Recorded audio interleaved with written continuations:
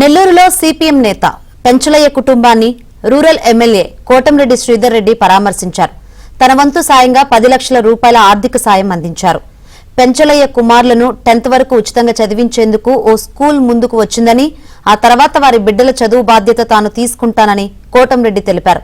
త్వరలో ఆర్డీటీ కాలనీలో 50 లక్షల నిధులతో మౌలిక వసతులు కల్పించి పెంచలయ్య విగ్రహాన్ని ఏర్పాటు చేస్తామని కోటంరెడ్డి తెలిపారు.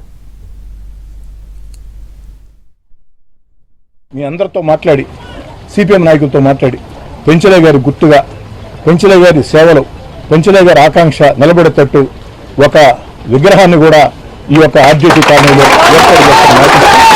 అదేవిధంగా ఈ యొక్క ఆర్డీటీ కాలనీ ఇంకా కనీసపాటి వసతులు కల్పించున్నాం. ఇంకా చేయాల్సిన పనులు ఉన్నాయి. ఈరోజు పెంచలయ్య గారి మరణం సందర్భంగా వారి ఆత్మశాంతి కలగాలనే ఉద్దేశంతో 50 లక్షల రూపాయలు ఈ ఆర్డీటీ కాలనీ అభివృద్ధికి వారం రోజుల్లో నిధులు కేటాయించి టెండర్లు పిలిపిస్తానని చెప్పి కూడా మాట ఇచ్చి, ఇక పెంచలయ్య గారు లేరు, మీరు ఎవరో భయపడాల్సిన అవసరం లేదమ్మా.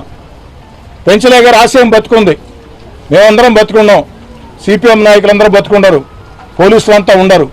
ఈ ఆర్డీటీ కాలనీలో ఆ యొక్క గంజాయికి వ్యతిరేకంగా పెంచలయ్య ఏర్పాటు చేసినటువంటి కమిటీ ఏ నిర్ణయం తీసుకుంటే ఆ నిర్ణయానికి మేమందరం కట్టుబడి ఉంటాం, మేమందరం ప్రోత్సహిస్తాం. ధైర్యంగా ఉండండి.